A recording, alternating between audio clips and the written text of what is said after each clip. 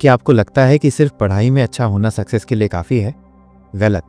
आज के ज़माने में जो बच्चे सच में आगे बढ़ रहे हैं उनके पास एक ऐसी स्किल है जो स्कूल में कभी नहीं सिखाई जाती। देखो, हमारे अराउंड कितने स्मार्ट स्टूडेंट्स हैं जो एग्जाम्स में टॉप करते हैं लेकिन रियल लाइफ में स्ट्रगल करते हैं। उन्हें पता नहीं होता कि अपने गुस्से को कैसे कंट्रोल करें, दोस्तों के साथ कैसे बात करें या फिर अपने सपनों को अचीव करने के लिए मोटिवेशन कैसे मेंटेन करें। यहाँ तक कि जॉब इंटरव्यूज़ में भी वो फेल हो जाते हैं क्योंकि उन्हें अपने इमोशंस हैंडल करना नहीं आता। लेकिन जो लोग ये सीक्रेट फॉर्मूला जानते हैं वो एवरेज मार्क्स लाने के बाद भी लाइफ में कमाल कर देते हैं।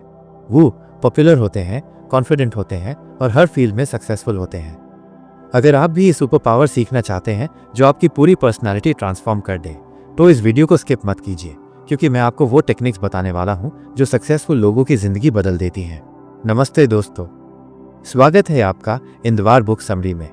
आज की बुक है emotional intelligence bye Daniel Goleman. तो चलिए शुरू करते हैं आज के बुक पर एक काल्पनिक कहानी। चेन्नई की गर्मी में पसीना से भीगे हुए इकबाल हुसैन अपने छोटे से ऑफिस केबिन में बैठा था। 28 साल का ये नौजवान सॉफ्टवेयर इंजीनियर बनने का सपना लेकर अपने गांव से यहाँ आया था, लेकिन आज तक सिर्फ रिजेक्शन लेटर्स ही मिले थे। हर इंटरव्यू में वो टेक्निकल क्वेश्चंस तो सही आंसर कर देता था, लेकिन समहाउ कंपनीज यूज सेलेक्ट नहीं करती थी। उसके दोस्त कहते थे कि वो बहुत टैलेंटेड है, लेकिन फिर भी कुछ मिसिंग था। इकबाल का बचपन तमिलनाडु के एक छोटे से गांव में बीता था। उसके अब्बू एक छोटी सी दुकान चलते थे और अम्मी घर का काम करती थीं। घर में पैसा कम था लेकिन प्यार बहुत। इकबाल हमेशा से ही पढ़ाई में अच्छा था, लेकिन जब भी कोई बड़ा मूवमेंट आता था वो नर्वस हो जाता था। स्कूल के फंक्शन में स्टेज पर जाने से डरता था, टीचर से सवाल पूछने में झिझकता था। कॉलेज में भी यही हाल था। टेक्निकल सब्जेक्ट्स में तो वो ब्रिलियंट था, लेकिन ग्रुप डिस्कशंस में चुप रहता था। प्रेजेंटेशंस देते समय उसकी आवाज़ कंपती थी। क्लासमेट्स यूज साइलेंट इकबाल कहकर बुलाते थे। ग्रेजुएशन के बाद जब जॉब हंटिंग शुरू की तो पता चला कि सिर्फ कोडिंग जाना काफ़ी नहीं है। चेन्नई पहुंचकर इकबाल ने एक छोटे से पीजी में रूम ले लिया। रूममेट था राजेश, जो एक एमएनसी में सीनियर डेवलपर था। राजेश देखता था कि इकबाल कितना मेहनत करता है, रात भर कोडिंग प्रैक्टिस करता है, लेकिन इंटरव्यूज में फेल होता रहता है। एक दिन राजेश ने पूछो, यार इकबाल तो इतना केपेबल है, फिर प्रॉब्लम क्या है? इकबाल ने सिर हिलाया, पता नहीं यार, टेक्निकल क्वेश्चंस का आंसर तो दे देता हूँ, लेकिन इंटरव्यूअर कहते हैं कि कम्युनिकेशन स्किल्स इंप्रूव करनी चाहिए। कुछ कहते हैं कि कॉन्फिडेंस नहीं है। मुझे समझ नहीं आता कि क्या करूँ। राजेश ने एक बुक निकली अपनी शेल्फ से। ये ले, पढ़, मेरी लाइफ चेंज कर दी थी इसने। बुक का नाम था इमोशनल इंटेलिजेंस पर। इकबाल ने पहले तो हेजिटेट किया, यार मुझे तो टेक्निकल बुक्स पढ़ना अच्छा लगता है। ट्रस्ट में भाई, यही तेरी सबसे बड़ी टेक्निकल स्किल बन सकती है, राजेश ने मुस्कुराते हुए कहा। इकबाल ने रिलक्टेंटली बुक ली और रात को पढ़ना शुरू किया। पहले चैप्टर में हाई यूज लगा कि ये बुक सिर्फ उसके लिए ही लिखी गई है। ऑथर बता रहा था कि आईक्यू से ज्यादा ईक्यू इंपॉर्टेंट होता है सक्सेस के लिए।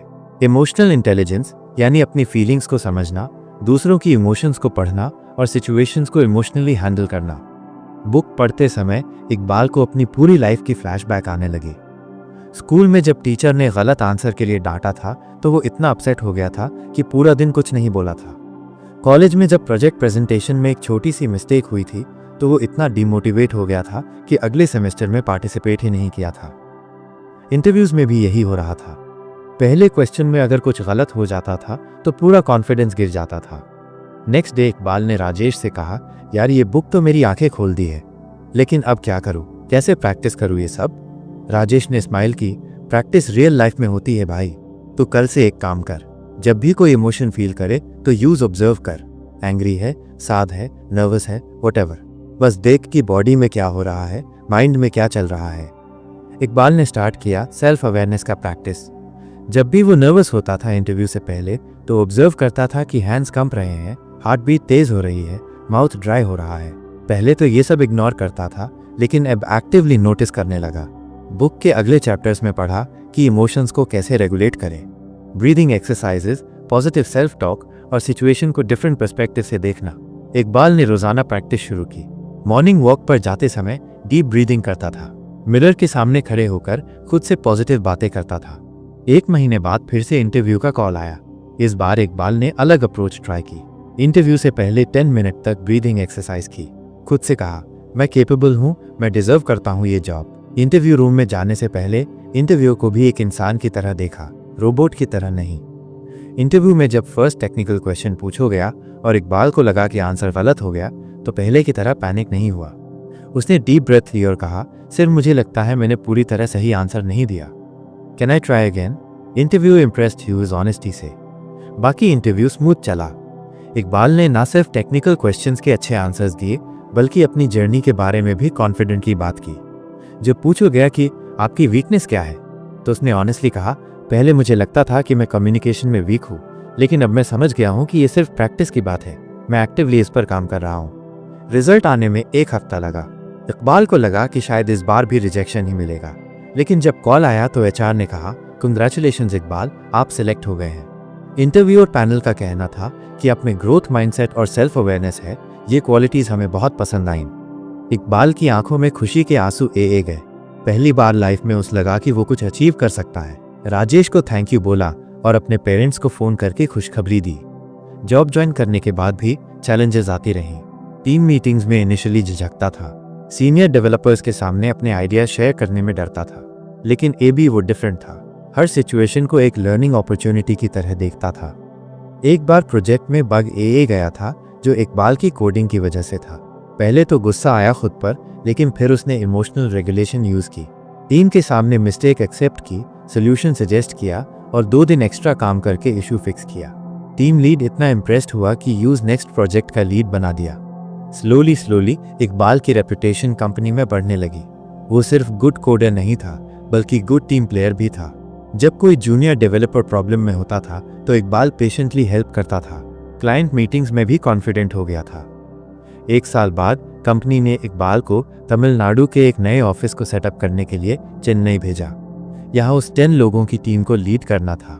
पहले तो डर लगा कि क्या वो मैनेज कर पाएगा, लेकिन अब उसके पास इमोशनल इंटेलिजेंस का वेपन था। टीम में अलग अलग बैकग्राउंड के लोग थे। कुछ एक्सपीरियंस थे जो अपने जूनियर बॉस को एक्सेप्ट करने में हेजिटेट कर रहे थे। कुछ फ्रेश ग्रेजुएट्स थे जो ओवरवेल्म्ड फील कर रहे थे। इकबाल ने समझा कि हर पर्सन की अलग इमोशनल नीड्स है। एक्सपीरियंस टीम मेंबर्स के साथ उसने रिस्पेक्टफुल अप्रोच यूज की, उनकी एक्सपर्टीज को एक्नॉलेज किया और डिसीजंस में इन्वॉल्व किया। फ्रेश ग्रेजुएट्स के साथ पेशेंट रहा, उनकी मिस्टेक्स को लर्निंग अपॉर्चुनिटीज बनाया। एक बार एक टीम मेंबर प्रिया वेरी फ्रस्ट्रेटेड थी, बिकॉज यूज लग रहा था कि उसकी आइडियाज को इग्नोर किया जा रहा है। ट्रेडिशनल मैनेजर होता तो शायद कह देता, काम पर फोकस करो, लेकिन इकबाल ने उससे पर्सनली बात की। पता चला कि उसके घर में कुछ प्रॉब्लम्स चल रही थीं और ऑफिस में भी अपनी वैल्यू प्रूव करने का प्रेशर था। इकबाल ने एम्पैथी दिखाई, यूज फ्लेक्सिबल टाइमिंग्स दिन और एक इंपॉर्टेंट प्रोजेक्ट की रिस्पॉन्सिबिलिटी भी। प्रिया को लगा कि बॉस एक्चुअली उसकी केयर करता है। वो टीम की सबसे प्रोडक्टिव मेंबर बन गई। टीम की सक्सेस से कंपनी के सीनियर मैनेजमेंट का अटेंशन इकबाल पर गया। रीजनल हेड ने यूज लीडरशिप प्रोग्राम के लिए रिकमेंड किया। प्रोग्राम में भारत भर के टॉप परफॉर्मर्स इकबाल को इनिशियली लगा कि वो इनके सामने कुछ भी नहीं है, लेकिन फिर याद आया कि ये भी एक इमोशनल रिस्पॉन्स है। लीडरशिप प्रोग्राम में इकबाल ने देखा कि बाकी सब टेक्निकल स्किल्स में एक्सीलेंट हैं, लेकिन जब टीम मैनेजमेंट या क्राइसिस हैंडलिंग की बात आती है तो सब स्ट्रगल करते हैं। यहाँ उसकी इमोशनल इंटेलिजेंस काम आई। ग्रुप एक्सरसाइजेज में वो नेचुरली मीडिएटर का रोल प्ले करता था, कॉन्फ्लिक्ट्स को रिजॉल्व करता था, टीम को मोटिवेट करता था। प्रोग्राम के एंड में फीडबैक सेशन था जहां पीयर्स को रेट करना था। इकबाल को सबसे ज्यादा वोट्स मिले बेस्ट टीम प्लेयर और नेचुरल लीडर कैटेगरीज में। प्रोग्राम डायरेक्टर ने पर्सनली कंग्रेचुलेट किया और फ्लैट इकबाल को लगा कि वो कुछ और बड़ा कर सकता है। उसने नोटिस किया था कि आईटी इंडस्ट्री में बहुत से टैलेंटेड लोग सिर्फ इसलिए पीछे रह जाते हैं क्योंकि उनमें इमोशनल स्किल्स नहीं है। यूज अपनी इनिशियल स्ट्रगल याद आई। वीकेंड में इकबाल ने लोकल कॉलेजेस में जाकर फ्री वर्कशॉप्स कंडक्ट करना स्टार्ट किया। टॉपिक था टेक्निकल स्किल से कहीं ज़्यादा इंपॉर्टेंट है इमोशनल इंटेलिजेंस। इनिशियली कम स्टूडेंट्स आते थे क्योंकि लोग समझते थे कि ये कोई सॉफ्ट स्किल है जिसकी ज़रूरत नहीं, लेकिन जो स्टूडेंट्स आते थे वो इकबाल की स्टोरी सुनकर इंस्पायर्ड हो जाते थे। वो बताता था कि कैसे एक छोटे से गांव का लड़का सिर्फ अपने इमोशंस को समझकर कॉर्पोरेट वर्ल्ड में सक्सेसफुल हो गया। स्टूडेंट्स को प्रैक्टिकल एक्सरसाइजेस भी सिखाता था। धीरे धीरे वर्ड स्प्रेड हुआ। कॉलेज के प्रोफेसर्स भी नोटिस करने लगे कि जो स्टूडेंट्स इकबाल के वर्कशॉप्स अटेंड करते हैं वो कैंपस प्लेसमेंट्स में बेटर परफॉर्म करते हैं। कुछ महीनों में इकबाल के वर्कशॉप्स की डिमांड बढ़ गई। कंपनी के एचआर हेड को भी पता चला। उन्होंने इकबाल को कंपनी के इंटरनल ट्रेनिंग प्रोग्राम्स कंडक्ट करने के लिए कहा। फ्लैट वो सिर्फ कोडिंग नहीं कर रहा था, बल्कि लोगों की लाइफ चेंज कर रहा था। एक दिन इकबाल को एक ईमेल मिला। एक स्टूडेंट ने लिखा था कि उसने इकबाल के वर्कशॉप में सीखी टेक्निक्स यूज करके अपने ड्रीम कंपनी में जॉब पा ली है। सर, आपने मेरी लाइफ चेंज कर दी। पहले मैं भी इंटरव्यूज में फेल होता रहता था, लेकिन अब मैं कॉन्फिडेंट हूँ। इकबाल की आंखों में आंसू ए गए। यूज लगा कि यही तो असली सक्सेस है, सिर्फ अपना नहीं, दूसरों का भला करना। कंपनी ने इकबाल की इन एक्स्ट्रा एक्टिविटीज के लिए यूज स्पेशल रिकग्निशन दी। सीईओ ने पर्सनली मीट किया और कहा, आप सिर्फ एम्प्लॉय नहीं हैं, आप ब्रांड एम्बेसडर हैं। आपकी वजह से कंपनी का रेपुटेशन बढ़ रहा है। इकबाल को प्रमोशन मिली। अब फ्लैट वो रीजनल ट्रेनिंग हेड था। उसकी रिस्पॉन्सिबिलिटी थी कि पूरे साउथ इंडिया में कंपनी के एम्प्लॉइज को लीडरशिप और इमोशनल इंटेलिजेंस ट्रेनिंग दी। अपनी सक्सेस के बाद भी इकबाल हम्बल रहा। वो भूला नहीं था कि कहाँ से आया था। मंथली अपने गांव जाता था और लोकल स्कूल के बच्चों को भी बताता था कि एजुकेशन सिर्फ बुक से नहीं मिलती, इमोशंस को समझना भी सीखना पड़ता है। गांव के लोग गर्व से कहते, देखो हमारा इकबाल कितना बड़ा ऑफिसर बन गया। लेकिन इकबाल जानता था कि ये सक्सेस का रियल रीजन क्या था। वो हमेशा यस बुक को याद करता था जिसने उसकी लाइफ चेंज कर दी थी। एक शाम इकबाल अपने ऑफिस में बैठा था और पुरानी ईमेल्स देख रहा था। वो पहला रिजेक्शन लेटर मिला जो 3 साल पहले आया था। इंटरव्यूअर ने फीडबैक में लिखा था, कैंडिडेट टेक्निकली साउंड है लेकिन कम्युनिकेशन और कॉन्फिडेंस में कमी है। इकबाल ने स्माइल की। अगर आज इंटरव्यूअर को आज पता चलता कि वही कैंडिडेट ए भी एक सक्सेसफुल लीडर है तो वो शायद बिलीव नहीं करता। लेकिन यही तो लाइफ की ब्यूटी है, हम सब इवॉल्व कर सकते हैं। उसी रात इकबाल ने अपनी डायरी में लिखा, आज मुझे लगता है कि मेरी असली जर्नी तब शुरू हुई थी जब मैंने अपनी फेलियर्स को एक्सेप्ट किया था। हर रिजेक्शन एक लेसन था, हर मिस्टेक एक अपॉर्चुनिटी थी। सबसे इंपॉर्टेंट बात यह थी कि मैंने कभी हार नहीं मानी। इमोशनल इंटेलिजेंस सिर्फ एक स्किल नहीं है, ये एक सुपर पावर है। ये हमें अपने डर से लड़ना सिखाती है, अपने गुस्से को कंट्रोल करना सिखाती है और दूसरों के साथ मीनिंगफुल कनेक्शंस बनाना सिखाती है। जब मैं अपनी स्टोरी शेयर करता हूँ तो मैं सिर्फ यही मैसेज देना चाहता हूँ कि हार मत मानिए। अपने इमोशंस को अपना एनिमी नहीं, फ्रेंड बनाइए। आज इकबाल को देखकर कोई नहीं कह सकता कि ये वही शायद नर्वस लड़का है जो कभी इंटरव्यूज में फेल होता रहता था। लेकिन इकबाल को जनता है कि ये ट्रांसफॉर्मेशन ओवरनाइट नहीं हुई थी। हर दिन उस अपने इमोशंस के साथ स्ट्रगल करना पड़ता था। हर सिचुएशन में use consciously emotional intelligence use करनी पड़ती थी। लेकिन प्रैक्टिस से सब कुछ नेचुरल हो गया था। और फ्लैट हो ऑटोमेटिकली पीपल की बॉडी लैंग्वेज रीड कर लेता था। टीम मेंबर अपसेट है, क्लाइंट फ्रस्ट्रेटेड है, बॉस अंडर प्रेशर है, सब कुछ समझ जाता था और फिर अकॉर्डिंगली अपना बिहेवियर एडजस्ट करता था। इकबाल की सक्सेस स्टोरी कंपनी के न्यूज़लेटर में पब्लिश हुई। हेडलाइन था, फ्रॉम रिजेक्शन टू रिकग्निशन, एक एम्प्लॉय की इंस्पायरिंग जर्नी। आर्टिकल पढ़कर बहुत से लोग इंस्पायर हुए। कुछ ने पर्सनली इकबाल को थैंक यू मैसेज भेजे। एक मैसेज पर्टिकुलरली टचिंग था। एक जूनियर डेवलपर ने लिखा था, सर मैं भी आपकी तरह स्मॉल टाउन से आया हूँ। इंटरव्यूज में बहुत नर्वस हो जाता था। आपकी स्टोरी पढ़कर कॉन्फिडेंस आया है। कल एक इंपॉर्टेंट प्रेजेंटेशन है, आपकी टेक्निक्स ट्राई करूंगा। इकबाल ने तुरंत रिप्लाई किया, बेस्ट ऑफ लक। याद रखना, नर्वसनेस नॉर्मल है, बस इसे ऑब्जर्व करना, फाइट नहीं करना। तुम डेफिनेटली कर सकते हो। नेक्स्ट वीक आज डेवलपर का मैसेज आया, सर प्रेजेंटेशन सुपर सक्सेसफुल रहा, मैनेजर ने प्रमोट कर दिया, थैंक यू सो मच। ये मैसेजेस पढ़कर इकबाल को लगता था कि उसकी स्ट्रगल वर्थ थी। हर रिजेक्शन, हर फेलियर, हर स्लीपलेस नाइट, सब कुछ मीनिंगफुल था क्योंकि अब वो दूसरों की हेल्प कर पा रहा था। इकबाल की वाइफ फातिमा भी देखती थी कि शादी के बाद वो कितना पेशेंट और अंडरस्टैंडिंग हस्बैंड बना है। पहले छोटी बात पर भी रिएक्ट कर जाता था, लेकिन अब हर सिचुएशन को कामली हैंडल करता था। जब फातिमा के ऑफिस में प्रॉब्लम्स होती थीं तो इकबाल बिना जज किए सुनता था और प्रैक्टिकल सोल्यूशन सजेस्ट करता था। तुम बहुत चेंज हो गए हो मैरिज के बाद, फातिमा ने एक दिन कहा। नहीं जान, मैं तो पहले से हाई चेंज होना शुरू हो गया था, बस अब तुम्हारे साथ ये जर्नी और भी ब्यूटीफुल लग रही है, इकबाल ने मुस्कुराते हुए जवाब दिया। 5 साल बाद आज इकबाल एक सक्सेसफुल कॉर्पोरेट लीडर है, एक लविंग हस्बैंड है और सबसे इंपॉर्टेंट बात, एक मेंटर है जो हंड्रेड्स ऑफ लोगों की लाइफ में पॉजिटिव चेंज ला रहा है। उसकी workshop emotional intelligence for success अब प्योर इंडिया में फेमस है। इकबाल अक्सर सोचता है कि अगर उसने यूएस दिन हार मान ली होती, अगर उसने सिर्फ टेक्निकल स्किल्स पर फोकस किया होता तो आज कहाँ होता। शायद कहीं एक छोटी सी जॉब कर रहा होता और कंप्लेन कर रहा होता कि लाइफ अनफेयर है। लेकिन उसने चूज किया कि अपने इमोशंस को समझे, उन्हें अपना स्ट्रेंथ बनाए। उसने चूज किया कि फेलियर से लर्न करे, गिव अप ना करे और सबसे इंपॉर्टेंट, उसने चूज किया कि अपनी सक्सेस को दूसरों की हेल्प के लिए यूज करे। आज जब कोई उससे पूछता है कि सक्सेस का सीक्रेट क्या है, तो इकबाल का एक हाई आंसर होता है, कभी हार मत मानिए, अपनी इमोशंस को समझिए, उन्हें कंट्रोल करना सीखिए और हमेशा ग्रोइंग माइंड रखिए।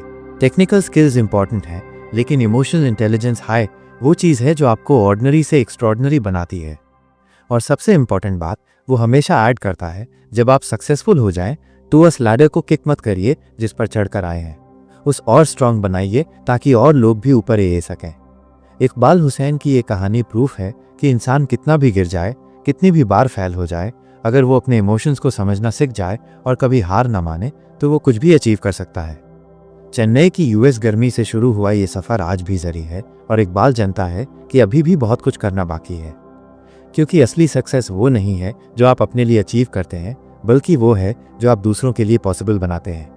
और इकबाल का मिशन अभी भी वही है जो पहले दिन था, कभी हार नहीं मानना और दूसरों को भी वही सिखाना। तो जानते हैं बुक की कुछ बातें। आज के समय में जब हम टेक्नोलॉजी और आर्टिफिशियल इंटेलिजेंस की दुनिया में जी रहे हैं, तब एक बहुत ही इंपॉर्टेंट कॉन्सेप्ट है जिसकी हमें जानकारी होनी चाहिए। ये कॉन्सेप्ट है इमोशनल इंटेलिजेंस या भावनात्मक बुद्धिमत्ता का। डैनियल गोलमैन जी ने अपनी रेवोल्यूशनरी बुक इमोशनल इंटेलिजेंस के थ्रू इस विषय को पूरी दुनिया के सामने प्रेजेंट किया है। ये बुक न केवल साइकोलॉजी के फील्ड में एक माइलस्टोन है, बल्कि ये हमारे डेली लाइफ में भी बहुत ही प्रैक्टिकल और यूजफुल है। डैनियल गोलमैन एक रिनाउंड साइकोलॉजिस्ट, जर्नलिस्ट और ऑथर हैं जिन्होंने हार्वर्ड यूनिवर्सिटी से अपनी पीएचडी की है। उन्होंने न्यूयॉर्क टाइम्स में साइंस कॉरेस्पॉन्डेंट के रूप में भी काम किया है। उनकी ये बुक इमोशनल इंटेलिजेंस पहली बार 1995 में पब्लिश हुई थी और तब से लेकर अब तक ये मिलियंस ऑफ कॉपीज सेल हो चुकी है। इस बुक को 40 से भी ज़्यादा लैंग्वेजेस में ट्रांसलेट किया गया है और ये वर्ल्ड वाइड बेस्ट सेलर बनी है। इस बुक का मेन थीम ये है कि ट्रेडिशनल आईक्यू या इंटेलिजेंस कोशेंट के अलावा भी एक और तरह की इंटेलिजेंस होती है जो हमारी सक्सेस में बहुत ही क्रूशियल रोल प्ले करती है। यह है इमोशनल इंटेलिजेंस या ईक्यू। गोलमैन जी आर्ग्यू करते हैं कि जिन लोगों की ईक्यू हाई होती है वे लाइफ में ज़्यादा सक्सेसफुल होते हैं, बेटर रिलेशनशिप्स मेंटेन करते हैं और ओवरऑल खुश रहते हैं। इमोशनल इंटेलिजेंस को समझने के लिए हमें पहले ये जानना होगा कि इमोशंस क्या होती हैं और वे हमारे बिहेवियर को कैसे इन्फ्लुएंस करती हैं। हमारे ब्रेन में अमिगडाला नाम का एक पार्ट होता है जो इमोशंस को प्रोसेस करता है। ये पार्ट हमारे रैशनल थिंकिंग वाले पार्ट से पहले एक्टिवेट होता है। इसका मतलब ये है कि हम पहले फील करते हैं और फिर थिंक करते हैं। यही कारण है कि कभी कभी हम इमोशनल डिसीजंस ले लेते हैं जिनका हमें बाद में रिग्रेट होता है।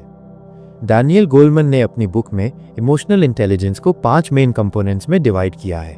पहला कंपोनेंट है सेल्फ अवेयरनेस, यानी अपनी इमोशंस को पहचानना और समझना। दूसरा है सेल्फ रेगुलेशन, यानी अपनी इमोशंस को कंट्रोल करना। तीसरा है मोटिवेशन, यानी खुद को मोटिवेट रखना। चौथा है एम्पैथी, यानी दूसरों की इमोशंस को समझना। और पांचवा है सोशल स्किल्स, यानी रिलेशनशिप्स को इफेक्टिवली मैनेज करना। सेल्फ अवेयरनेस का मतलब ये है कि आप ये जानते हैं कि आप कैसा फील कर रहे हैं और क्यों फील कर रहे हैं। ये सुनने में बहुत ही सिंपल लगता है, लेकिन रियलिटी में ये बहुत ही चैलेंजिंग है। बहुत से लोग अपनी इमोशंस को प्रॉपर्ली आइडेंटिफाई नहीं कर पाते। वे ये नहीं जानते कि वे एंग्री हैं या फ्रस्ट्रेटेड हैं या सैड हैं। सेल्फ अवेयरनेस डेवलप करने के लिए हमें रेगुलर सेल्फ रिफ्लेक्शन करना चाहिए। सेल्फ रेगुलेशन का मतलब ये है कि आप अपने इमोशंस को कंट्रोल कर सकते हैं। ये नहीं कि आप इमोशंस को सप्रेस कर दें, बल्कि ये कि आप उन्हें अप्रोप्रिएट वे में एक्सप्रेस करें। जब आपको एंगर आती है तो आप इमीडिएटली रिएक्ट नहीं करते, बल्कि पॉज करते हैं और सोचते हैं कि बेस्ट रिस्पॉन्स क्या हो सकता है। यह स्किल वर्क प्लेस में बहुत ही इंपॉर्टेंट है। मोटिवेशन के कॉन्टेक्स्ट में गोलमैन जी इंटरनल मोटिवेशन की बात करते हैं। ये वो मोटिवेशन है जो एक्सटर्नल रिवॉर्ड से नहीं, बल्कि इंटरनल सेटिस्फैक्शन से आती है।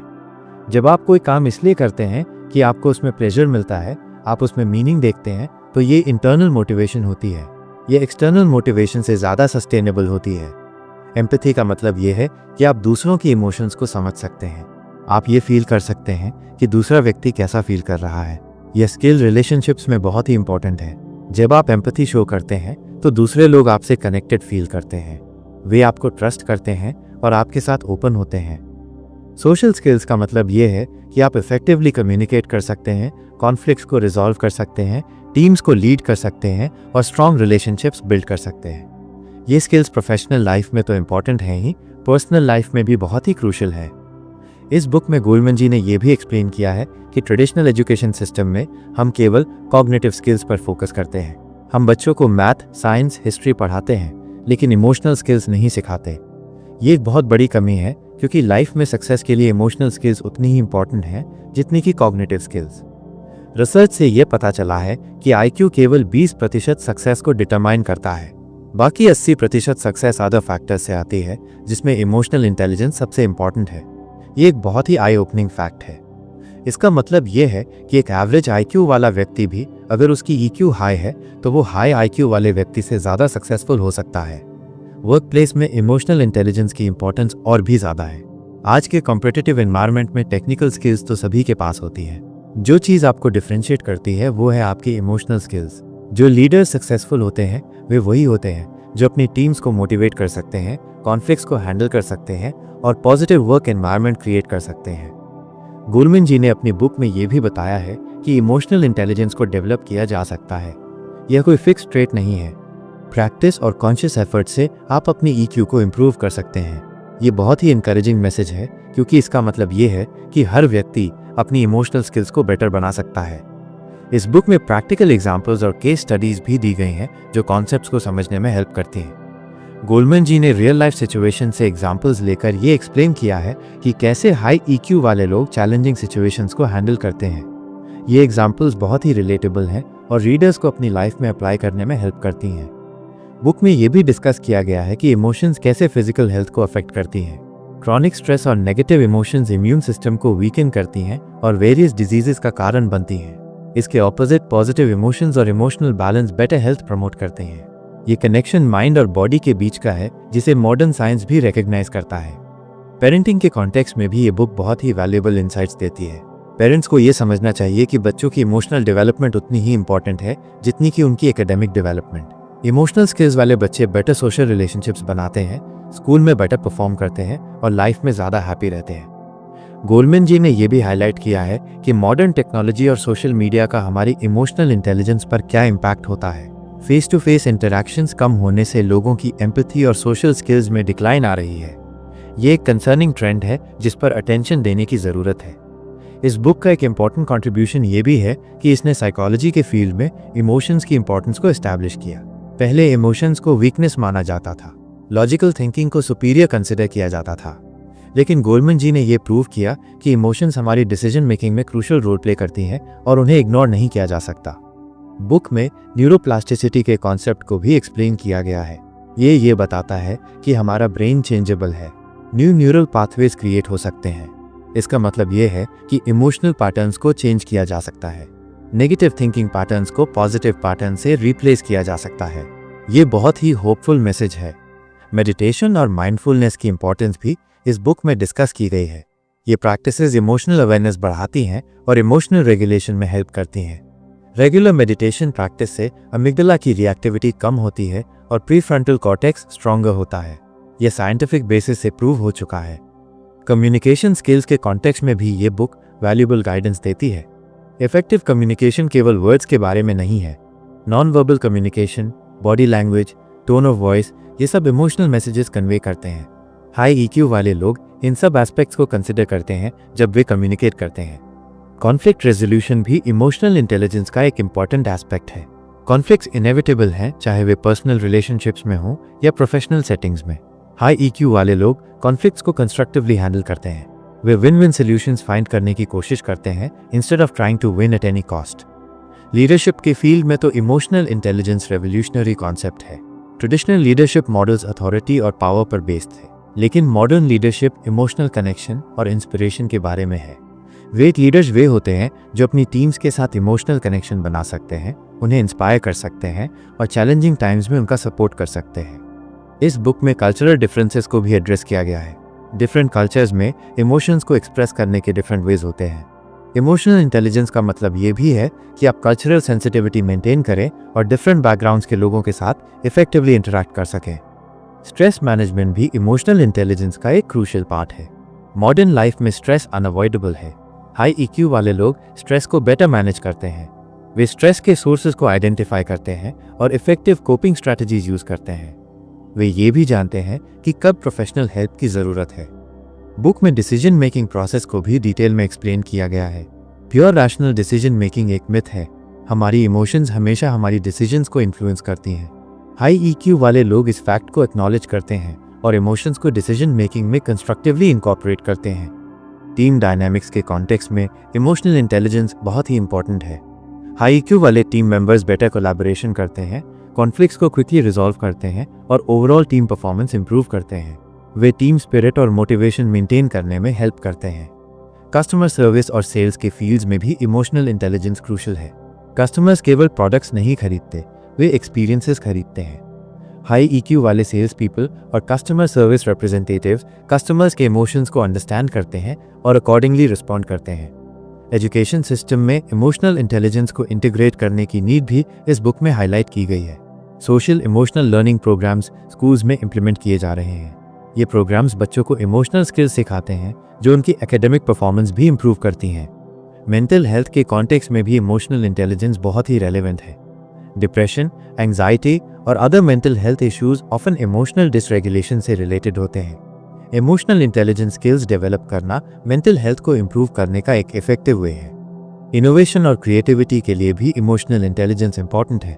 क्रिएटिव प्रोसेस में इमोशंस क्रूशियल रोल प्ले करती हैं। हाई EQ वाले लोग क्रिएटिव रिस्क लेने में कंफर्टेबल होते हैं और फेलियर को लर्निंग अपॉर्चुनिटी के रूप में देखते हैं। बुक में जेंडर डिफरेंसेस को भी डिस्कस किया गया है। रिसर्च शोज करती है कि जनरली विमेन मेन से इमोशनल इंटेलिजेंस में हायर स्कोर करती हैं, लेकिन ये जनरलाइजेशन है और इंडिविजुअल डिफरेंसेस हमेशा होती हैं। इंपॉर्टेंट ये है कि इमोशनल स्किल्स को जेंडर न्यूट्रल स्किल के रूप में देखा जाए। एजिंग और इमोशनल इंटेलिजेंस के बीच भी इंटरेस्टिंग रिलेशनशिप है। जनरली इमोशनल इंटेलिजेंस एज के साथ इंप्रूव होती है। Older people better emotional regulation show करते हैं और लाइफ एक्सपीरियंसेस से वे इमोशनल विजडम गेन करते हैं। टेक्नोलॉजी इंटीग्रेशन के साथ भी इमोशनल इंटेलिजेंस रेलेवेंट रहेगी। आर्टिफिशियल इंटेलिजेंस और ऑटोमेशन की दुनिया में ह्यूमन इमोशनल स्किल्स और भी वैल्यूएबल हो जाएंगी। मशीन्स लॉजिक और कैलकुलेशन में ह्यूमंस को बीट कर सकती हैं, लेकिन इमोशनल कनेक्शन और एम्पैथी में ह्यूमंस यूनिक रहेंगे। ग्लोबल लीडरशिप के कॉन्टेक्स्ट में भी इमोशनल इंटेलिजेंस क्रूशियल है। डिफरेंट कंट्रीज और कल्चर्स के साथ वर्क करने के लिए कल्चरल इमोशनल इंटेलिजेंस की जरूरत होती है। ग्लोबल लीडर्स को डिफरेंट इमोशनल एक्सप्रेशंस और कम्युनिकेशन स्टाइल्स को अंडरस्टैंड करना होता है। एंटरप्रेन्योरशिप में भी इमोशनल इंटेलिजेंस बहुत ही इंपॉर्टेंट है। एंटरप्रेन्योर्स को कांस्टेंट रिजेक्शन, अनसर्टेनिटी और स्ट्रेस फेस करना पड़ता है। हाई EQ उन्हें रेजिलिएंट बनाती है और चैलेंजिंग टाइम्स में मोटिवेटेड रखती है। बुक में यह भी एक्सप्लेन किया गया है कि इमोशनल कंटेजन कैसे वर्क करता है। इमोशंस कंटेजियस होती हैं, पॉजिटिव इमोशंस स्प्रेड होती हैं और नेगेटिव इमोशंस भी।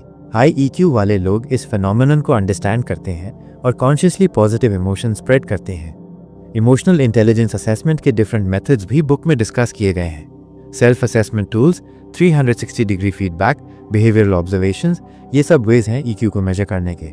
रेगुलर असेसमेंट से आप अपनी प्रोग्रेस ट्रैक कर सकते हैं। कोचिंग और मेंटरिंग के फील्ड्स में भी इमोशनल इंटेलिजेंस रेवोल्यूशनरी इम्पैक्ट डाला है। ट्रेडिशनल कोचिंग स्किल्स और नॉलेज ट्रांसफर के बारे में थी, लेकिन इमोशनल कोचिंग इमोशनल डेवलपमेंट के बारे में है। यह अप्रोच ज़्यादा होलिस्टिक और इफेक्टिव है। मैरिज और रिलेशनशिप्स के कॉन्टेक्स्ट में इमोशनल इंटेलिजेंस गेम चेंजर है। सक्सेसफुल रिलेशनशिप्स इमोशनल कनेक्शन पर बेस्ड होती हैं। हाई EQ वाले कपल्स बेटर कम्युनिकेशन करते हैं, कॉन्फ्लिक्ट्स को कंस्ट्रक्टिवली रिजॉल्व करते हैं और लॉन्ग टर्म हैप्पीनेस मेंटेन करते हैं। पेरेंटिंग स्टाइल्स भी इमोशनल इंटेलिजेंस से इन्फ्लुएंस होती हैं। अथॉरिटेटिव पेरेंटिंग स्टाइल जो इमोशनल वार्मथ और क्लियर बाउंड्रीज कंबाइन करती है, चिल्ड्रन की इमोशनल डेवलपमेंट के लिए बेस्ट मानी जाती है। इमोशनल इंटेलिजेंट पेरेंट्स अपने बच्चों की इमोशंस को वैलिडेट करते हैं और उन्हें इमोशनल स्किल सिखाते हैं। हेल्थ केयर प्रोफेशनल्स के लिए भी इमोशनल इंटेलिजेंस क्रूशियल है। डॉक्टर्स, नर्सेज और अदर हेल्थ केयर वर्कर्स को पेशेंट्स के साथ एम्पैथी शो करनी होती है। इमोशनल कनेक्शन हीलिंग प्रोसेस में हेल्प करता है और पेशेंट सेटिस्फैक्शन इंप्रूव करता है। स्पोर्ट्स साइकोलॉजी में भी emotional intelligence important role play करती है। एथलीट्स को प्रेशर हैंडल करना होता है, टीम मेंबर्स के साथ कोऑर्डिनेट करना होता है और विन्स और लॉसेस दोनों को मैनेज करना होता है। Mental toughness largely emotional intelligence पर डिपेंड करती है।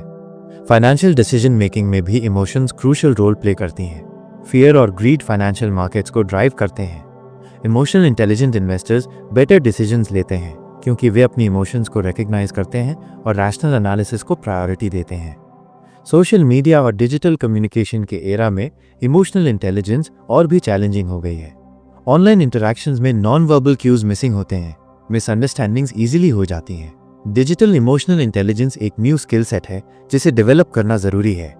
कम्युनिटी बिल्डिंग और सोशल एक्टिविज्म में भी इमोशनल इंटेलिजेंस इंपॉर्टेंट है। सोशल चेंज इमोशनल कनेक्शन से आता है। पीपल के साथ एम्पैथी करना, उनकी प्रॉब्लम्स को अंडरस्टैंड करना और कलेक्टिव एक्शन इंस्पायर करना, ये सब इमोशनल स्किल्स हैं। रिटायरमेंट प्लानिंग और करियर ट्रांजिशंस में भी इमोशनल फैक्टर्स इंपॉर्टेंट हैं। Career changes emotional challenges present करते हैं। Identity crisis, financial anxiety, social connections का लॉस, ये सब इमोशनल इश्यूज हैं जिन्हें एड्रेस करना ज़रूरी है। एनवायरमेंटल कॉन्शियसनेस और इमोशनल इंटेलिजेंस के बीच भी कनेक्शन है। नेचर के साथ इमोशनल कनेक्शन एनवायरमेंटल बिहेवियर को इन्फ्लुएंस करता है। जो लोग नेचर के साथ इमोशनली कनेक्टेड होते हैं वे एनवायरमेंटल प्रोटेक्शन में ज़्यादा एक्टिव होते हैं। स्पिरिचुअल डेवलपमेंट और इमोशनल इंटेलिजेंस भी रिलेटेड है।